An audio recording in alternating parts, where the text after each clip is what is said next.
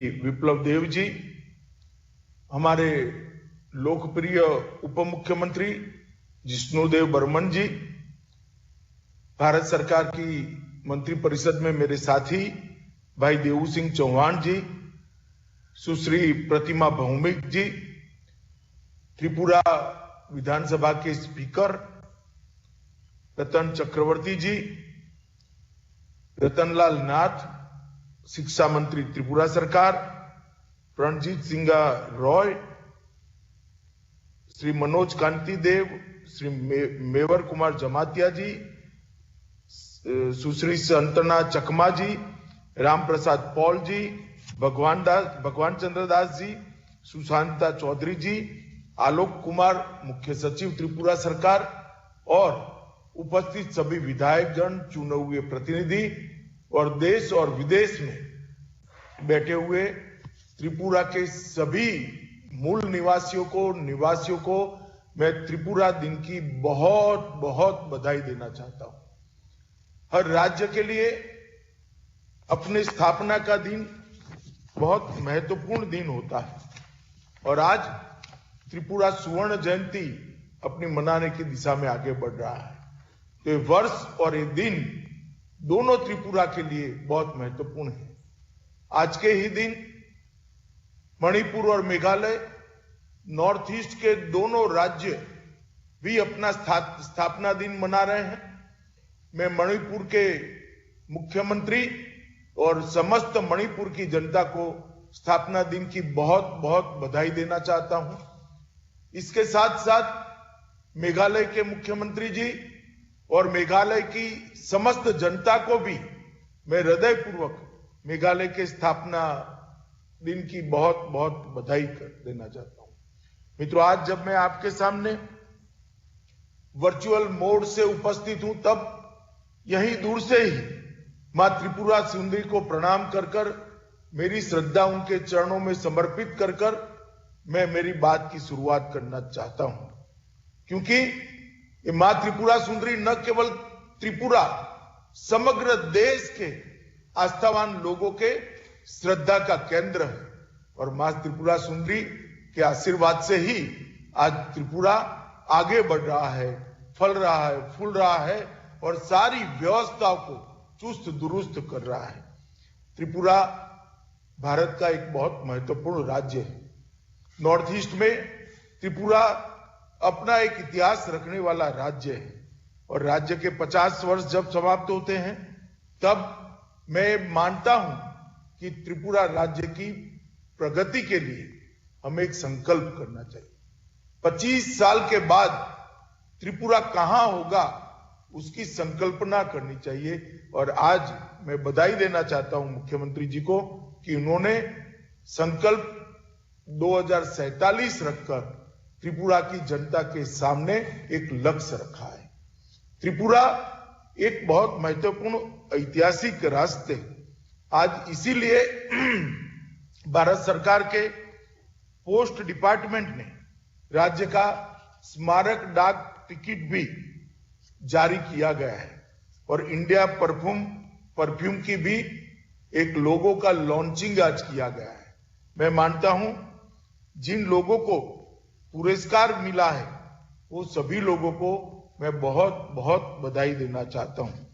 बहुत सारे कार्यक्रम श्री विप्लव देव के नेतृत्व में 15 तारीख से 21 तारीख के बीच में हुए हैं और ये सभी कार्यक्रम जिस प्रकार से कोविड होते हुए भी जनता का जिसको समर्थन मिला है, उससे हम निश्चित रूप से कह सकते हैं कि जनता इस त्रिपुरा दिन के उत्सव में मन से हिस्सा लिया है और जनता का आशीर्वाद आज भी भारतीय जनता पार्टी और हमारे नेता विप्लव देव के साथ है।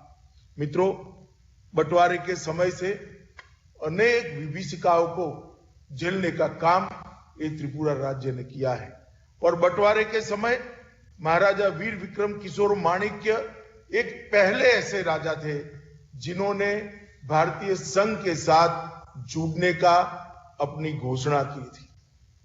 जब से विवाद चालू हुआ, अंग्रेजों ने फूट डालो और राज करो की नीति अपनाना शुरू किया, उन्होंने सबसे पहले भारतीय संघ का समर्थन करने का काम किया था। और जब मुस्लिम आतताई पाकिस्तान की ओर से, पूर्वी पाकिस्तान की ओर से त्रिपुरा में घुसने लगे थे, तब महारानी कंचन प्रभा जी ने ही शिलोंग से सरदार पटेल के साथ बात कर मदद मांगी थी। और सरदार पटेल ही थे जिन्होंने आसाम से वायुसेना भेजकर त्रिपुरा को बचाने का काम किया था।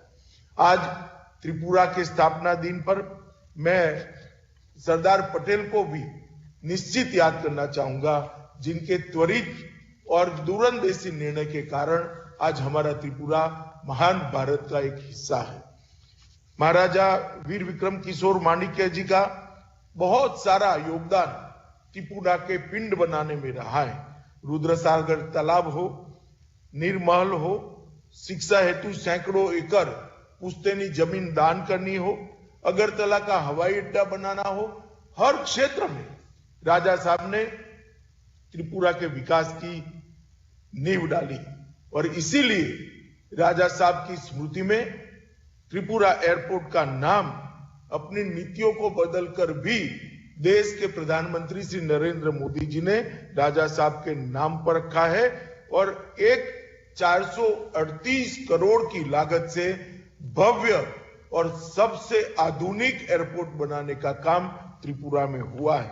त्रिपुरा का एयरपोर्ट जो लोग देखते हैं वो बताते हैं कि पुराने एयरपोर्ट की तुलना में त्रिपुरा का एयरपोर्ट बहुत अच्छा और आधुनिक है। इस प्रकार का एयरपोर्ट राजा साहब के नाम के साथ जोड़ने का काम किया है। महाराजा के समय में लगभग 100 साल पुरानी 150 से ज्यादा स्कूलें भी हैं। और मैं मानता हूं कि इन्होंने हमेशा टैलेंट को बढ़ावा देने का काम किया था। और टैलेंट बढ़ाने में सबसे बड़ा उदाहरण है हमारे श्रेष्ठ वैज्ञानिक जगदीश चंद्र बोस। जगदीश चंद्र बोस को अगर त्रिपुरा महाराजा आर्थिक सहयोग न करते तो वो शायद विज्ञान के क्षेत्र में दुनिया में और देश के लिए इतना गौरव प्राप्त न कर पाते।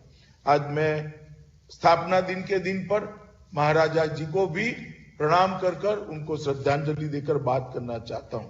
मित्रों, लक्ष्य 2047 हमारे सामने आज घोषित किया गया है। ये सिर्फ बुकलेट नहीं है, ये कोई 50 पन्नों का दस्तावेज नहीं है। ये त्रिपुरा की जनता की आशा और आकांक्षा का चित्रीकरण है। ये कोई एक बुकलेट नहीं है, त्रिपुरा के भविष्य का खाका जिसमें है, इस प्रकार का एक महान दस्तावेज है। आने वाली पीढ़ियां और विशेषकर युवा त्रिपुरा कैसा बनाएंगे, त्रिपुरा कैसा गढ़ेंगे और त्रिपुरा के विकास में कैसा योगदान करेंगे, इसका एक खाका है।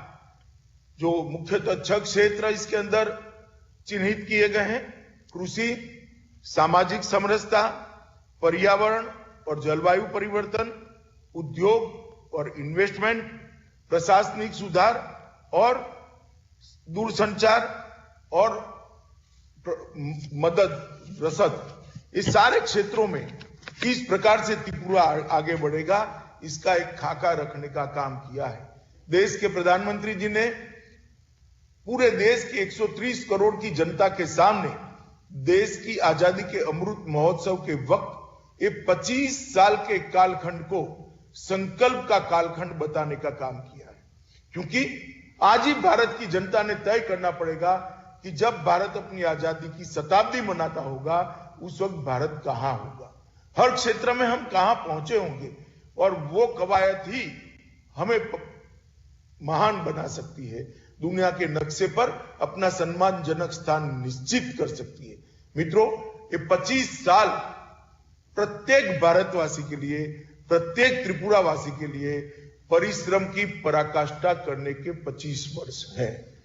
अगर देश को छलांग लगानी है, दुनिया में अपना स्थान सुनिश्चित करना है, तो 25 साल को संकल्प के काल के रूप में मानकर आगे बढ़ना होगा। और हर व्यक्ति ने अपनी सोच छोड़कर देश को आगे बढ़ाने की सोच लेकर आगे बढ़ना होगा। बहुत लंबा कालखंड देश गुलामी में रहा, अंग्रेजों की गुलामी हमने झेली, मुगलों की भी गुलामी हमने झेली, परंतु अब जब देश आजाद है तब गुलामी के कालखंड के कारण जो हम पिछड़े हैं वो आज क्षतिपूर्ति करने का ये 25 साल है। और मैं मानता हूं कि विप्लव जी ने लक्ष्य 2047 नामक जो एक दस्तावेज त्रिपुरा की जनता के सामने रखा है, त्रिपुरा के युवाओं के सामने रखा है, वो त्रिपुरा को महान बनाने की, त्रिपुरा को विकसित बनाने की, त्रिपुरा को सुरक्षित बनाने की और त्रिपुरा को आत्मनिर्भर बनाने की दिशा में बहुत बड़ा काम करेगा। मित्रों, नॉर्थ ईस्ट की जहां तक मैं बात करूं, मोदी जी ने शासन में आने के बाद हमेशा नॉर्थ ईस्ट और दिल्ली के बीच की दूरियों को कम करने का प्रयास किया है, एक मानसिकता को बदलने का प्रयास किया है और पूरा नॉर्थ ईस्ट विकसित हो, इसलिए उन्होंने 8 राज्य को अष्टलक्ष्मी का उपनाम देकर उसके विकास का संकल्प किया और हर 15 दिन में कोई न कोई मंत्री नॉर्थ ईस्ट में जाए, इस प्रकार की रचना करी है और ढेर सारे काम नॉर्थ ईस्ट के अंदर आज जमीन पर उतरे। नॉर्थ ईस्ट एक जमाने में करप्शन के लिए जाना जाता था, नॉर्थ ईस्ट में जो पैसा पहुंचता था दिल्ली, जाता था दिल्ली से, जनता तक पहुंचता नहीं था। आज मैं गौरव के साथ कह रहा हूं कि 8 राज्यों में नेडा की सरकार है और जो पैसा दिल्ली से जाता है वो पूरा का पूरा विकास में खर्च होता है। मित्रों, त्रिपुरा में भी ढेर सारे विकास के काम हुए। त्रिपुरा को नॉर्थ ईस्ट के गेटवे के रूप में विकसित करने का भी काम हो रहा है।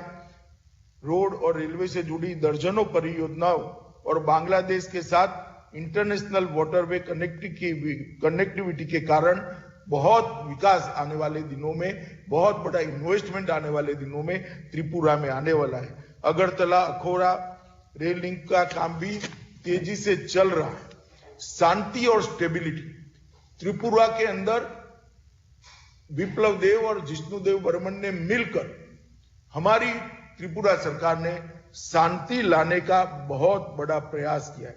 कभी उग्रवाद, घुसपैठ, ब्लॉकेड, ड्रग, आर्म ट्रैफिकिंग, भ्रष्टाचार, जातीय तनाव, इसकी जगह आज विकास, कनेक्टिविटी, इंफ्रास्ट्रक्चर, स्पोर्ट्स, इन्वेस्टमेंट और ऑर्गेनिक खेती को बढ़ावा देना, इस दिशा में त्रिपुरा आगे बढ़ रहा है। मैं मानता हूं कि बहुत बड़ी उपलब्धि है। 2019 में NLFT के साथ समझौता कर भारत सरकार और त्रिपुरा सरकार ने बहुत बड़ा काम किया, जिससे आज एक अनरेस्ट का वातावरण समाप्त हो गया है।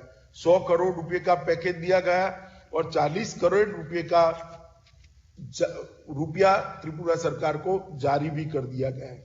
ब्रू समझौते में भी भारत सरकार ने एक बहुत बड़ा पैकेज देकर लगभग 37,000 लोगों की 30 साल पुरानी समस्या का समाधान करने का काम किया है और मुझे पूरा उम्मीद है कि ब्रू शरणार्थी भाई अब मेन स्ट्रीम में आकर भारत के और त्रिपुरा के विकास में अपना योगदान दे देंगे।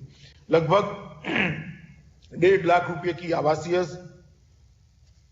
सहायता भारत सरकार ने दी है। त्रिपुरा सरकार ने प्लॉट दिए हैं। 2 वर्षों तक 5,000 रुपया प्रति माह उनको मिलना है, मुफ्त राशन मिलना है और अब आगे उनके बच्चे भी पढ़े लिखे, नई पीढ़ी बने और उनको रोजगारी भी मिले, इस प्रकार का आगे आयोजन भी हुआ है। मित्रों, कम्युनिस्ट शासन ने त्रिपुरा को बहुत पिछड़ा राज्य बनाने में कोई कसर नहीं। प्रतिद्वंदियों पर हिंसा करना ही कम्युनिस्टों की राजनीति रही। कभी भी विकास के दृष्टिकोण से सरकारें चली ही नहीं और मुझे बड़ा अफसोस है कि त्रिपुरा जैसा महत्वपूर्ण राज्य 2 दशक तक विकास से महरूम रहा था, मगर त्रिपुरा ने मोदी जी पर श्रद्धा रखी, पूर्ण बहुमत की भारतीय जनता पार्टी की NDA की सरकार बनाई और आज त्रिपुरा विकास के रास्ते पर चल रहा है। ये 2 दशक के अंदर भारतीय जनता पार्टी के 450 से ज्यादा कार्यकर्ताओं पर हमले हुए, कई लोगों ने अपनी जान गंवाई, कई लोग सालों सालों तक अपने घर नहीं जा पाए, घूमते रहे अपने ही राज्य में, अपने ही देश में, वो बेसहारा होकर, शरणार्थी होकर रहे।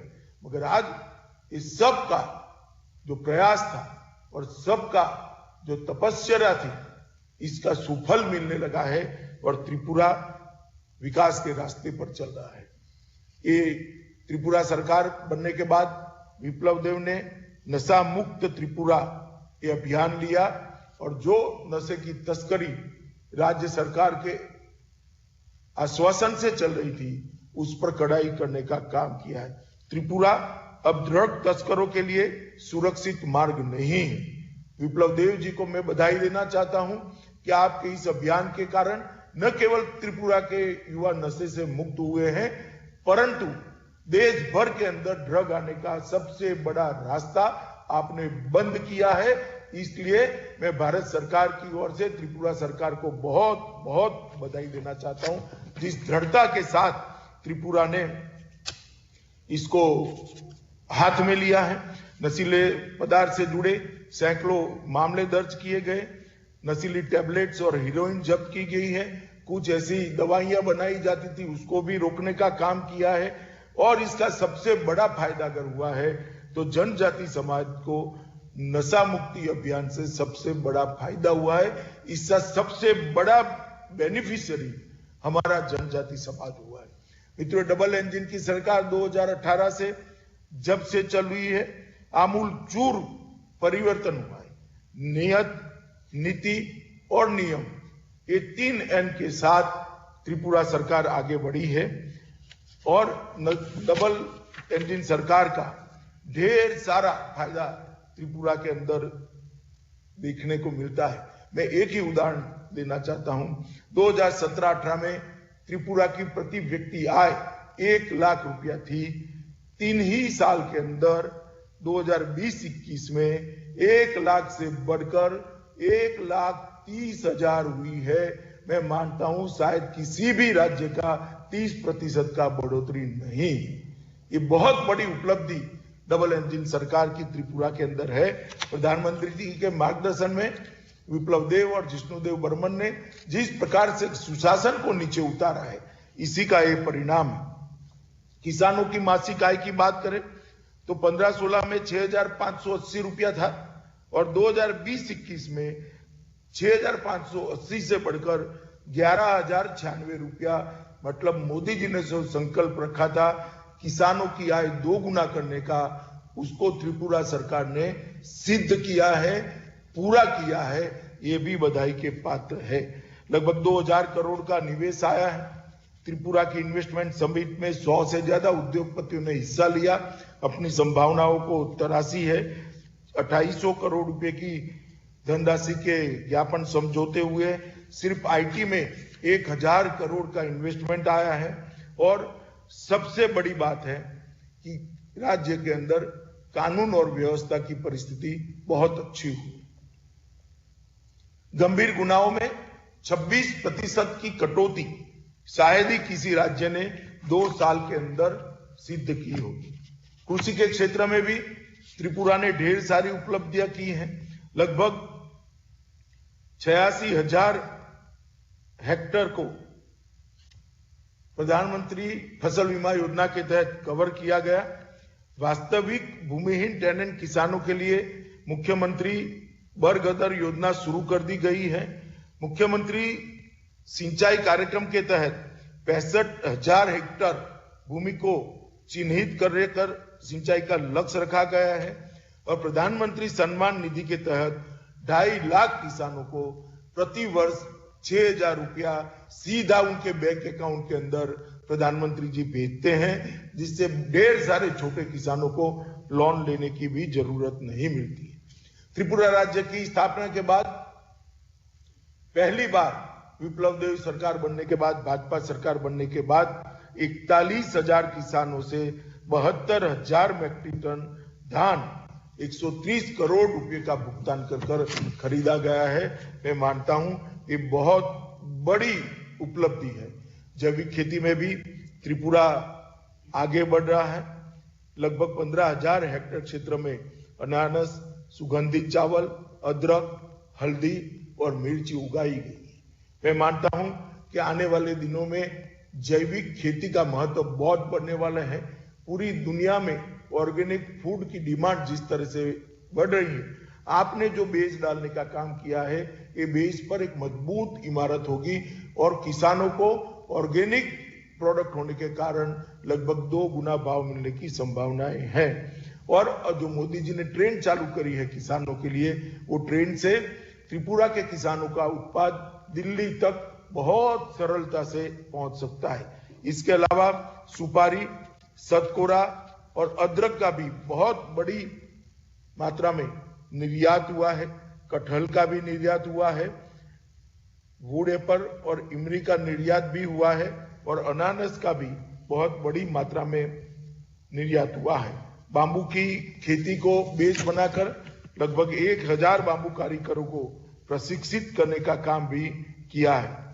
मित्रों, गरीब के लिए हर व्यक्ति को घर मिले, प्रधानमंत्री आवास योजना के तहत लगभग 7 लाख गरीब परिवारों को घर देने का काम आगे बढ़ा है। हर परिवार को लगभग कोरोना हुआ तब से free of cost ration Narendra Modi सरकार प्रति व्यक्ति दे रही है 5 किलो। और कोविड के अंदर बहुत अच्छा प्रबंधन त्रिपुरा सरकार ने किया। इसके कारण कम से कम नुकसान में आज हम कोविड के बाहर लगभग आते हुए दिखाई पड़ते। वैक्सीनेशन ड्राइव को भी बहुत अच्छे तरीके से चलाया गया है और लगभग लाभार्थियों की संख्या में घरों में लगभग 90% को घर बनाने की मंजूरी दी गई। इंफ्रास्ट्रक्चर के अंदर ढेर सारे काम हुए। 6 राष्ट्रीय राजमार्गों को 542 किलोमीटर की मंजूरी दी है, इसका काम भी चालू हो रहा है।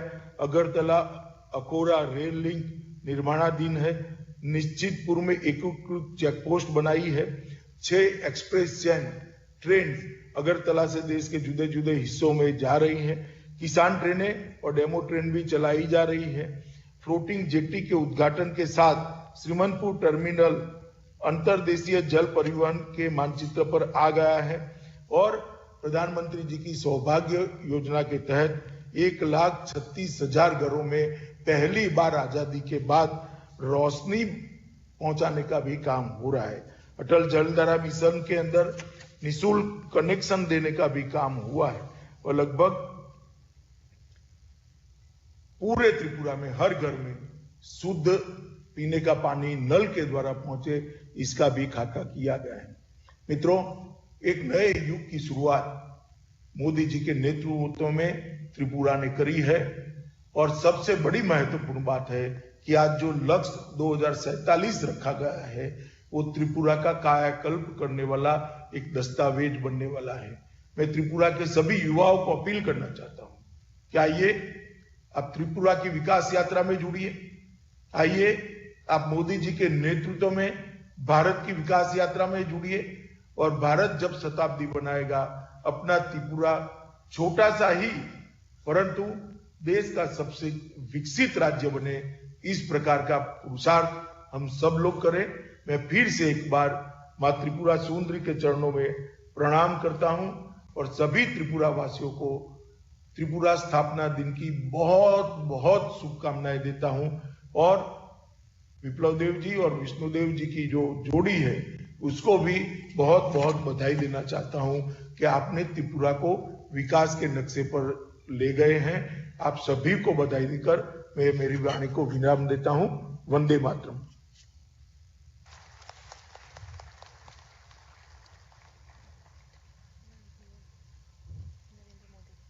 आभार व्यक्त करना चाहूंगी आपके इस संबोधन के लिए। इस संदर्भ में